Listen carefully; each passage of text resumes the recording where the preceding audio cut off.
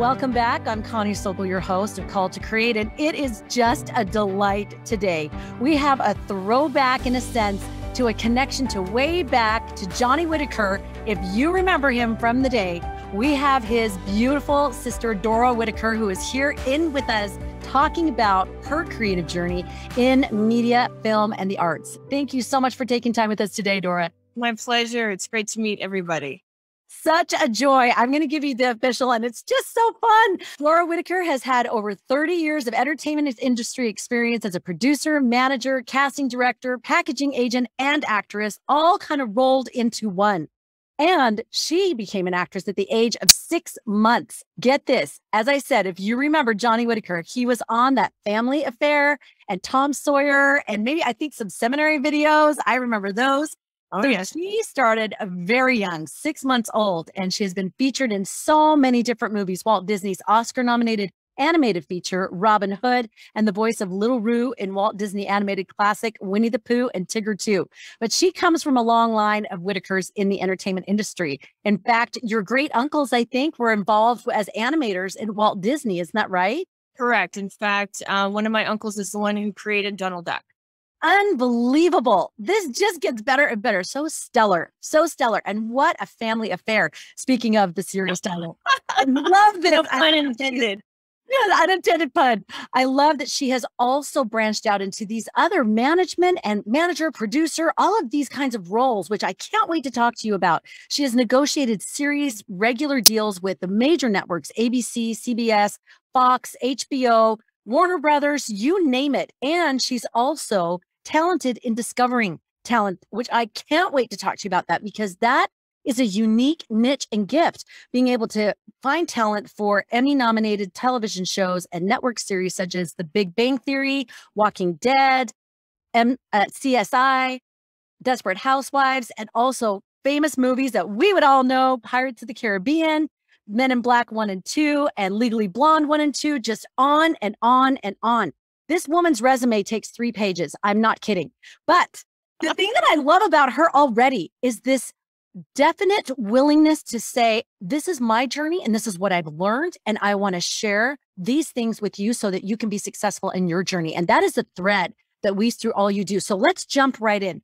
All right, go for it. I would love to know, you started at 6 months. So how much of this did you feel like drew you into the industry, or did you just kind of start growing up in it and looked at your older brother and said, okay, I'm going to follow him? And how much of this was like, I love what I'm doing? What is it about this industry that drew you? Well, I mean, at 6 months old, it was my mom, of course, brought me on the set. I'm the youngest of 8. And so my brother, of course, was already on a series by the time I was 6 months old.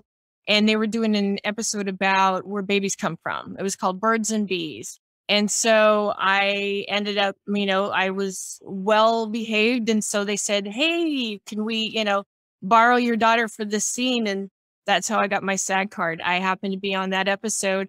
And back then, of course, I had, like my brother, I was the redhead with the freckles, and I had the pigtails or the braids, and it just kind of was something. I had the all-American girl look. So I just kind of drew myself, or they drew me into the business as an actress, because I just kind of had the natural look that they wanted. And the Whitakers kind of like, we're not afraid, we aren't shy.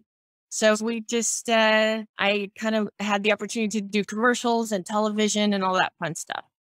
Unreal. You just fell into that in a sense, never mind that they'd already paved the way, right?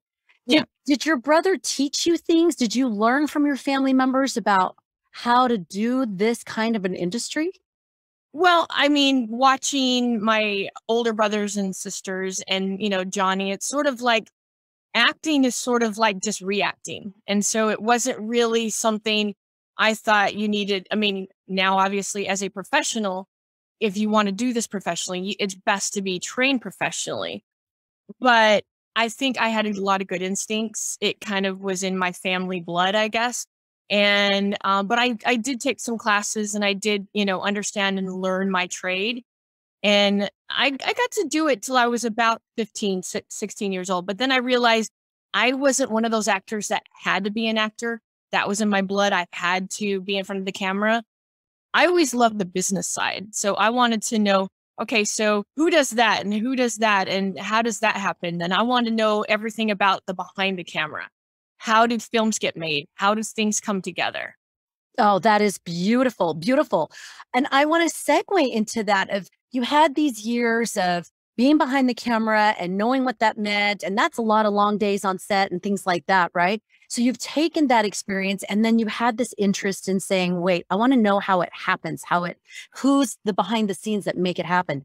So that's a big transition. Take us through what kinds of things you had to learn in order to make that happen. I think because when I was an actress, I actually lost out to a very successful series that ended up doing very well because I had poor management. And I thought, I could never let that happen to somebody else. So I made sure that if I went into the other side, that I would be a manager that I wanted when I was an actress to make sure that those mistakes and those errors don't happen. And so I really delved into the other side of helping actors because I guess, being part of a big Mormon family and always doing service and always, the charity that we're like bred to Yes. stand and learn. I love helping people's dreams come true. And I think the other thing, because I had a bishop just before I started my business, I sat down with my bishop and I'm like, I want to, go on a mission, but I'm really torn because I have an opportunity to start my own company. And I'm like 19 years old at this time. Mm. And so the bishop just said, Dora, this entertainment business is so important in regards to it's so influential. Yes. And we need more people like you that can make a difference. And if you can do what you would do, on a mission behind the camera and make good products, movies that can, bring inspiration and bring good role models, then you need to do that. And so that was all I needed was just to kind of get that little push that it's okay to not serve a mission, going to a different country, going, for a year and a half, but doing what you're doing. And so I actually had opportunities to do missionary work as an agent, especially as a young agent, and amazing stories, but I don't know if you have time, but yeah, it was. Give us one for sure. I've got goosebumps up and down my arms just listening to you talk. I love this purpose-driven experience that you take something that seems like, oh, acting, but you can see that the Lord's hand is in this and saying, take it and use it for good. So yes, any experience that you want to share. I was probably only 2.5 years in. And so I was working with my best friend at the time. And so she's like this 6 foot tall redhead. It's just like, hi, And so she was at my front desk. It was just her and I'm in my office and this picture comes along my desk and I'm looking at it and I'm going, okay, let me look at the resume, look at the back. And I'm like, it said no experience, no credits, but willing to learn. And I'm like, he has a great look, but he has zero experience. Forget it. I don't have time for this. And I'm young, but I'm like, no. So I put it in the no pile, come back the next day and his picture is right in front of my desk. And I'm like, Jody, did you like put his picture on the front of my desk? What's going on? And of course, she's like, I didn't do anything. And I'm like, okay, no, put that aside. Third day come in, the picture's still there. And I'm going, okay, subconsciously, what's going on here? And then I just kind of got this feeling I'm supposed to meet this kid. Maybe he's going to be the next Tom Cruise. Who knows? Again, he's got a great look, but, didn't have any credits. So I know that Satan was working against us because I called him and he's like, oh my gosh, that would be exciting. And, thanks for taking the chance on me. And so, it took us about 2 weeks and he finally comes in. And of course, he walks in and, there's Jonita with this like bright, and she's LDS as well. And completely, against what she thought the Hollywood casting couch, was completely different from what he experienced or what he was thinking. Everybody was telling him, oh, it's going to be scary. And you're like smoking with cigars and they have a casting couch. And so this is what's in his visual mind. And here he walks in and, my girlfriend's opening and very, how are you? And welcoming.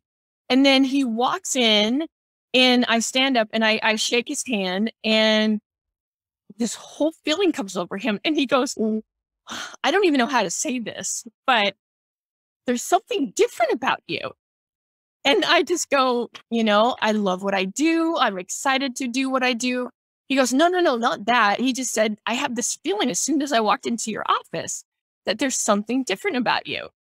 And so I'm thinking to myself, I never cross my faith or my, religion with my business, but I just got this prompting. And so I just said, well, it's probably because I have the life of Christ in my life and it's, what I live. And so that is important to me. And wouldn't you know it, we ended up talking for the next 2 hours about the gospel. And so I, as a missionary would, I just said, would you like to know more? And so he goes, really? And so I literally set up, an appointment for him to meet with our LDS missionaries who happen to be sister missionaries in our ward. And so he came to my place and, to learn about this kid, he was in foster care from the time he was like 6 years old, in and out of foster care where he was, abused, and his mother and father, unfortunately, were, addicts. And so they couldn't take care of him. So he was literally living on the streets, and he just figured, my only way out is I have a good look. And so maybe I can be an actor and I can change my life. And so, he ended up joining the church, and he just had that kind of personality that he wore his missionary badge the minute he joined the church. And so through him, he was able to bring in at least 10 of his coworkers into the gospel. And as I say, you get one, how great will be my joy. And then I get a call, and this was probably about 5 years later, and we had been in contact, and he had actually ended up working behind the scenes and being a very successful, worked on The Office and things like that.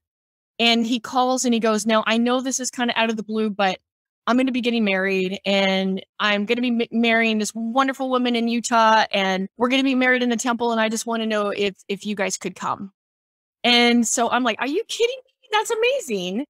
So I book my flight, and it's a white wedding, and, we're in the temple, and you can hear his gregarious laugh coming down. And he's just this happy-go-lucky guy. And he walks in and he sees Stephen and I sitting in the front seat, and he just loses it. And he tells his wife, he goes, they're the reason that we're here today. And so after the ceremony, he came up to me and he just said, I know I didn't become the actor, but he said, I think I got a lot more out of that with meeting you. And he said, I was at the right place at the right time. And he just, talk about going from one extreme to the other. And so I don't know if I could have had that kind of opportunity if I were on a mission, So I happened to be at the right place at the right time. Oh my goodness. My heart is so full. I'm sure people listening are too. I'm sorry. I'm having to get myself back together here. I love that experience because so often when I'm talking with creatives, they have that question, and I served a mission. So I can speak from both sides of that, but I love that you share this experience that the Lord can use you anytime, anywhere for his good. If you just follow what he wants for you, the path for you. And that's what I see in your choices all the way along. And again, that purpose driven lens of, I want to do good. I want to help other people be successful. Not, I've got to knock people out so I can make it to the top and be, a big star and a big A star, right? That you have really had this driver always. And I think that's where probably you have that gift and that talent that's already been there, but now expanded, of finding talent. I wanted to talk about that because that takes a unique skill set to be able to see talent in other people. Do you have anything that is a guide for you, or anything? Is it your sixth sense? Is it the spirit? What is it when there's so many people? I would imagine it's like the slush pile for books, right? You've got all these pictures, all this stack. Is there anything that you have found over the years that helps you know who is someone that you're like, I need to work with them? Just like when you saw that picture, maybe not as dramatic like that, but more on a daily skill set kind of a thing that you've learned. This is that's a go. I'm so fortunate that I would say 90% of my clientele were referred to me by either my actors, which is, I think the biggest recommendation you can get Yes. is usually they hate their agents or managers, um, or producers and directors and casting directors that I've worked with.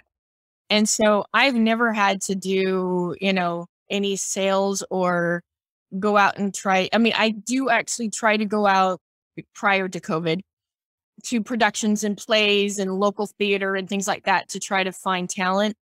But at the level I'm at now, usually they're more established. So I like to just, what I do is watch somebody's reel and watch somebody's resume and look at it and understand and see what their journey was. Like there's a young man who, again, was a referral from one of my actors.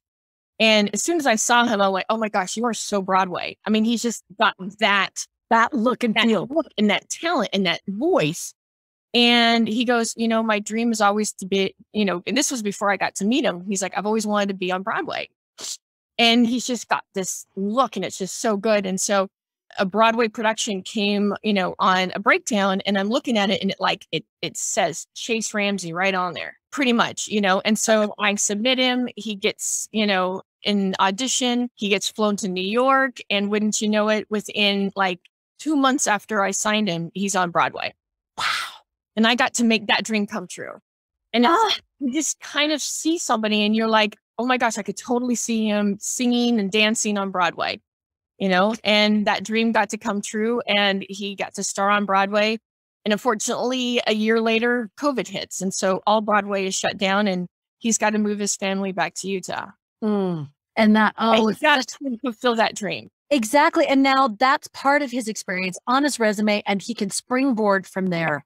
And he's actually done that. He's done CSI and he's done Law and Order. I mean, he's got a great resume now because of that opportunity. And don't you feel like it takes just that one springboard that can get them moving forward? Yeah. And I know people listening right now who are in this and wanting to be in the industry. I know two of my kids at one point, they had acting classes and they were thinking about doing this. And I had those reservations of like, do I really want them to go down this path? But I love what you've said, having that value-based lens and that driver. For those that are listening, do you have any tips or cautionary tales or anything for them getting into this industry and still being able to live their Latter-day Saint values? My best opportunity or, choice would be take the right classes and take the classes that would be recommended by professionals or people that like other actors. Get to know your skill set. Are you comedy? Are you drama? Are you, improv? I mean, improvisational classes are, I think, the most important thing that you could tell anybody in this industry to take, because you need to have that like instinct, and that helps to hone in those instincts. I represent a couple of actors who are bishops or who have been former bishops. And I've actually, unfortunately, I don't get to read everything that comes in, but we turned down a series regular role because once we actually got the script, we realized it wasn't what it was, supposed to be. Purported to be.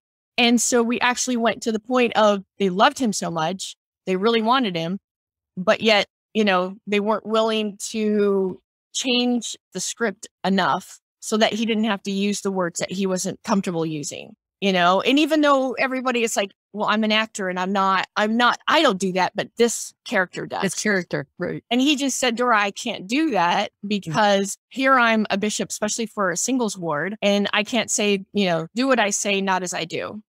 And it's like, I'm totally with you, for his family. I mean, that was going to be like, $10,000, $20,000 a week, flying him and living in, Mexico City and being able to do all this stuff for Amazon series. And it could have changed his career, but he chose his values over the career because he knew that there would be other opportunities.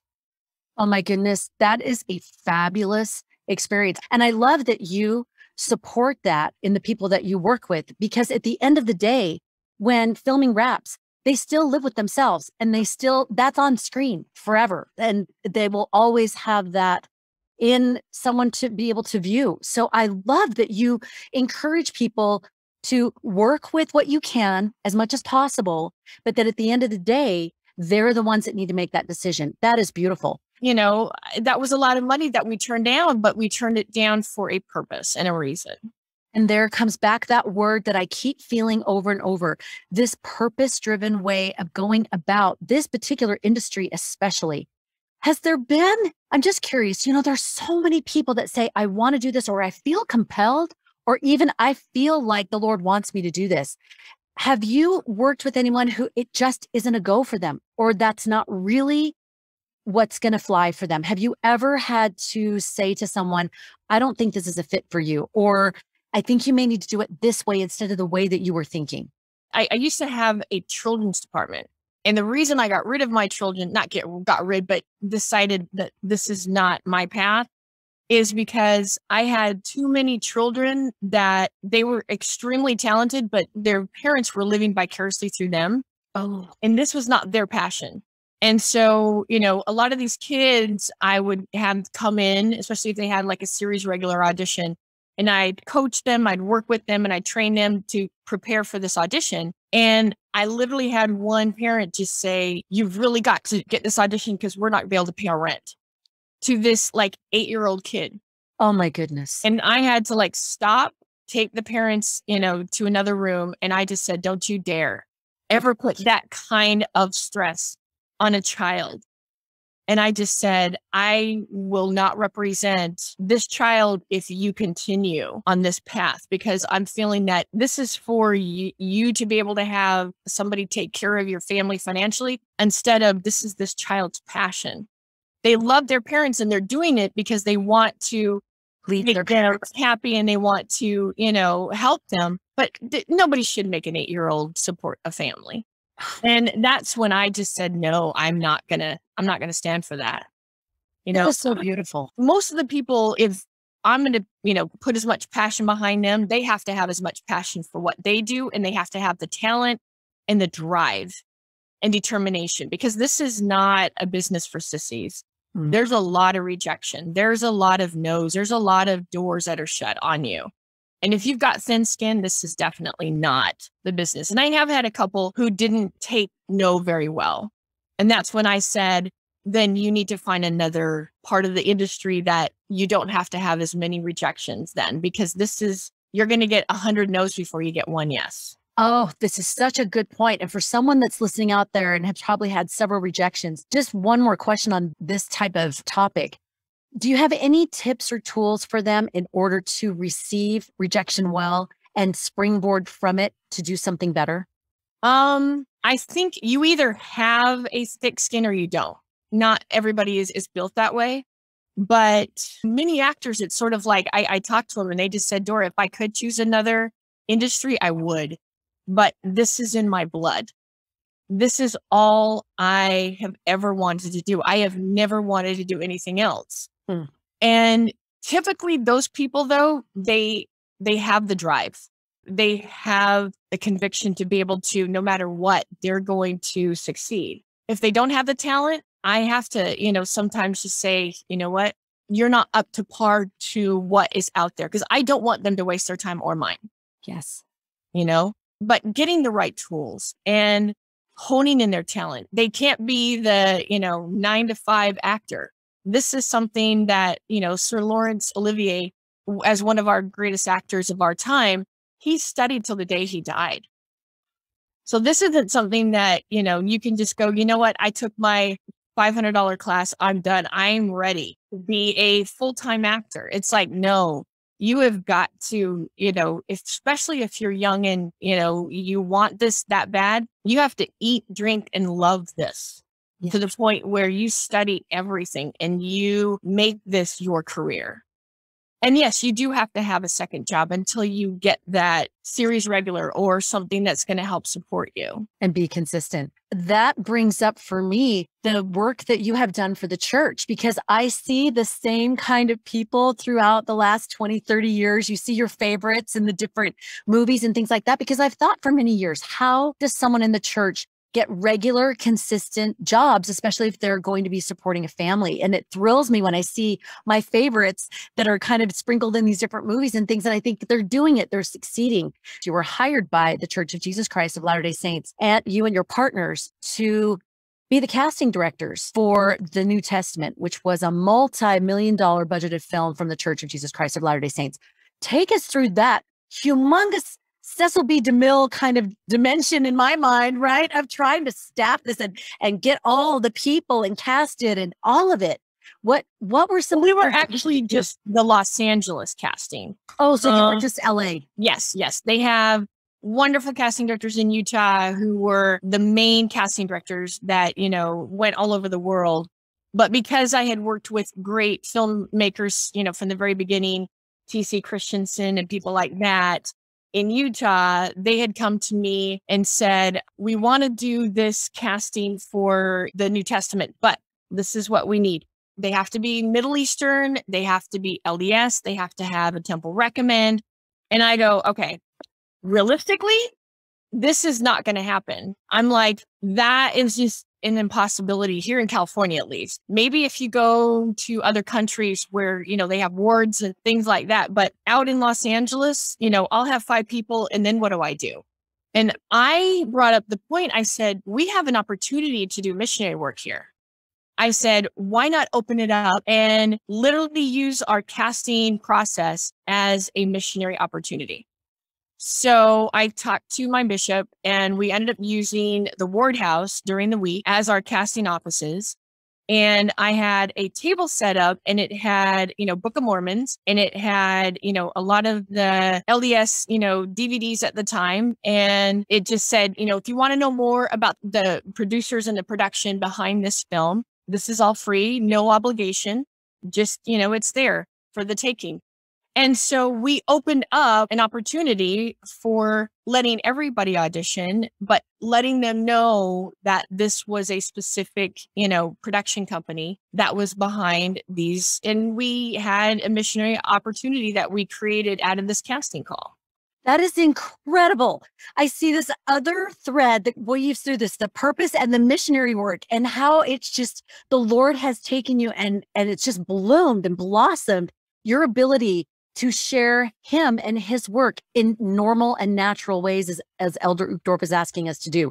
So did you see any experiences where they were open to it, or that they had tender feelings when they came on that set? Because that set is incredible. Did you see any kind of response? Well, I actually, one of my clients who is one of my actors who is not LDS, actually 2 of my actors who are not LDS had the opportunity to work on that set. And their feedback was just like, I've never been on a set like that before. They just said, we started every morning with a prayer. We ended every day on set with a prayer. She just said, I've never felt like that before. And, and again, that is that missionary tool that you don't realize people are listening, people are watching, and it's that opportunity that they get to feel the Spirit without really knowing what the Spirit is. Oh my goodness. Spot on. And it's that environment that they can step into and they feel all the things that you want to share. It reminds me of when the Mormon Tabernacle Choir, now they're named differently, but when they had Sting on, and if I remember this right, that he got emotional, and then he walked off when he was done with this thing, walked off, and then he came back on and he said, you need to know, I don't do this. This doesn't happen to me, but so overcome by the feeling that he experienced there in that kind of environment. You are amazing to think of that and then to put it forward and say, here's an idea, where most of us might think of it, but then we'd be like, well, they said that I should be doing this. So I love your proactivity of looking at the situation and saying, what can we do to move this forward? You are a creative through and through, that creative solutions. And the way you springboard off of things, you also have an ability to look at something and flourish the situation. I was reading about how the Emmy-nominated actor who played the soup Nazi on Seinfeld, that you came up with the line of soups that he could do that were related to that. Is that true? Well, we actually, were approached by a couple of different companies. And actually it was the man who they made the character based off of. We're like, well, he's the face, Larry Thomas. and we have the soup. So let's marry them together. And so, it's like, why not? I think it's a great opportunity. I think it's like when life gives you lemons, make lemonade. When life has an opportunity, take one opportunity that was very successful and, make a living out of it. Why not? Leverage That's it. how things happen. Yes. And that's the one thing to the next, people like Dude Perfect, where you see them do that. And then they started with trick shots, and then they go and they're doing events, and then they do merchandise and all the things and getting their message out there. And how beautiful that we can follow those same principles of how deep can we go? What's the breadth that we can go on this true principle or this purpose path that I feel to follow? I know we don't have much time left, but I wanted to ask you, in the different people that you have worked with, the talent that you've been able to find, or the people that you've helped fulfill their purposes and their dreams, is there anyone that stands out to you? I know you shared about the Broadway guy, but is there anyone that stands out to you for any particular reason? I mean, there's so many different stories. I guess one of the greatest feelings, besides some of the LDS members that I've represented or do represent and help them as well, find good work, is just helping not just to achieve their goals spiritually and financially, but also, professionally as an actor. And I think because I've been able to, like with Phil, the young man who I introduced the church to, his life has forever changed because of that prompting that I was given to share the gospel with somebody that I don't usually, cross those lines professionally.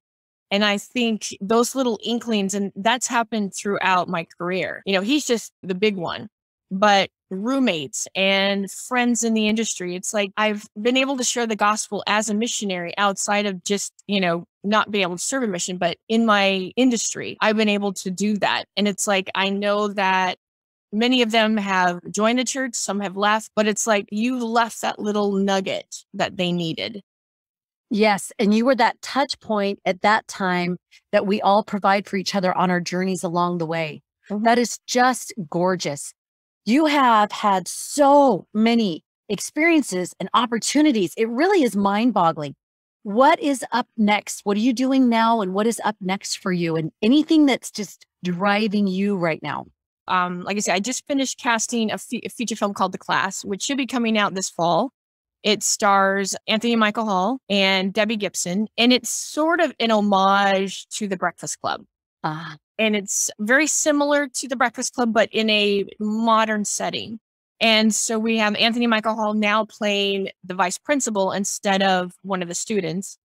And it's going to be so much fun. And I've seen it. It's really wonderful. They threw in some language that is not what I would prefer, but, that's not something I have control over. But as he said, you can't live in today's society and it's all, Peachy and there's no strong language. And it's like, that's real life. So that's something, as I'm not the writer director, I'm the casting director. I help find the talent and put it together, but it's going to still be, a fun movie. The same director is working on another one, and it's called Legitimate Wise Guy, and we have Harvey Keitel attached. And it's kind of a life story about a young man who, was making his ways into Hollywood. And he just happened to have mob ties. And so it's based on a true story. Not that that's going to change the world on a positive note, but again, I'm drawn to true stories that are riveting. But there's also, some great projects that we're trying to get off, hopefully in the next year or so.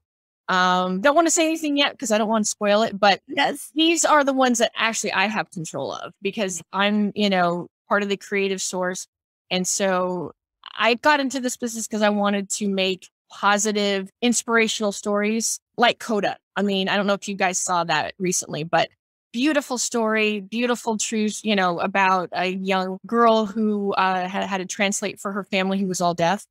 And it's just those kind of movies, they change you in a way, meaning they fill your heart. They, tell a great story. And that's what I'm hoping to be able to do because I always wanted to create better role models, something that makes you walk away going, you know what, I can be a better person, or I can change the world in a positive way, or be a contribution in a positive way. And that's kind of what I'm hoping to be able to accomplish here very soon. Love that. And did you see any increase in the desire for that through COVID or post-COVID? Because that was such a huge impact on the industry with COVID. And it seems like I keep hearing people saying, I love those feel-good movies. I need more of those right now. Do you find that at all? Or The industry is kind of iffy, but I do see that there's more inspirational type movies that are coming because people need escapism, but in a positive way. They want something that is inspirational and can make them feel like, I can get out of this situation, or, there's going to be a better tomorrow. They want something positive. We live in enough negative. We need more positive stories. And I think the industry is kind of learning. It's going to be a slow process, but there are better movies coming out that are going to be more inspirational, more driven. I can't say just spiritually, but just something that is like a good story that makes you feel good. yes, that more purpose-driven, and coming back to bookending with that, more purpose-driven and more of that feel good when you walk out because you're ready to get back in the ring with your own life. Absolutely. Love. Absolutely love this. This has been fantastic. The feels that I've had, and I'm sure people listening, and this desire to do more intentional missionary work, not missionary work, but just really taking the moment and the experience and the things that God has given you and your talents and abilities and making that a missionary experience. It's just so inspiring. People who are listening are going to want to get to know you. They're going to want to reach out to you. What's the best way for them to reach you? I do have a website, but probably my email is probably the best way. I can't say I can reach everybody immediately because I'm, got a crazy schedule, but I definitely try to respond to everybody who does email us. And that's probably through my Dora L. Whitaker at gmail.com. Wonderful. And we will put that in the show notes as well. Dora, it has been pure joy today, and I am feeling so inspired. Thank you so much for being with us and sharing Pleasure. your life wisdom experiences. So great. Thank you so much for having me. And for those that are listening, if you love this, then go below, rate, review, and subscribe. We have more wonderful interviews. Al Caraway, Jenny Oaks Baker, Lisa Valentine Clark, all the people who will share all the things about getting on your creative journey and staying on it, riding those waves. Thank you for joining us today and taking your next step on being called to create.